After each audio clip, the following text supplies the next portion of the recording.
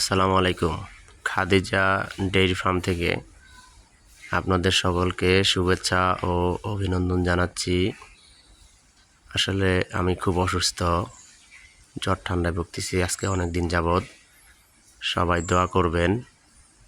আসলে এই জন্যই আপনাদের মাঝে ভিডিও দিতে পারতেছি না, খুবই অসুস্থ থাকার কারণে। যারা আমার সাবস্ক্রাইবার আছেন সকলেই আমার জন্য দোয়া করবেন।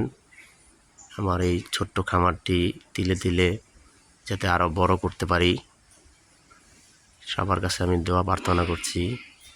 আমাদের খামারের এই যে গাভী আরও অনেক ছিল, আমরা সেল করে দিয়েছি।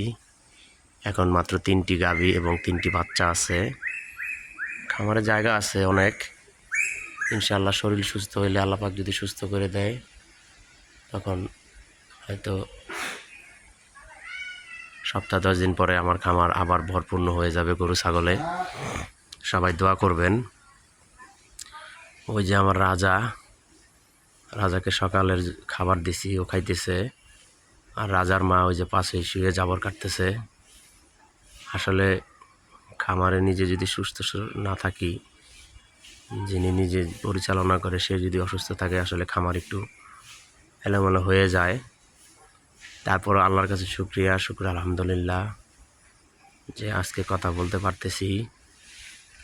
সকালের দোয়ায়, আল্লাহ পাকের অশেষ রহমতে সবাই আমার জন্য দোয়া করবেন যাতে আরও দ্রুত সুস্থ হয়ে যায় এবং ভালো ভালো গুরুত্বপূর্ণ পরামর্শমূলক ভিডিও নিয়ে আপনাদের মাঝে আসতে পারি।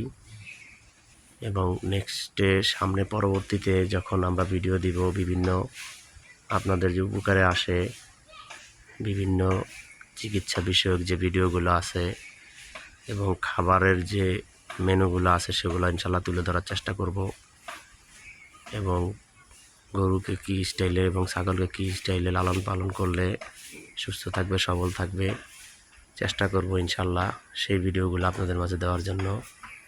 এই যে আমাদের আপেল ভাই অনেক কষ্ট করে দুধ দহন করে নিয়ে আসলে। আপেল ভাইয়ের শরীরও ভালো না, জ্বর ঠান্ডা। আসলে সময় যখন খারাপ হয় তখন সব দিক দিয়েই খারাপ। আল্লাহ পাকের পরীক্ষা। আল্লাহ পাক চাইলে আবার সব কিছু ঠিক করে দিতে পারবে ইনশাআল্লাহ। আজকের মতো এ পর্যন্তই। সবাই দোয়া করবেন। আসসালামু আলাইকুম।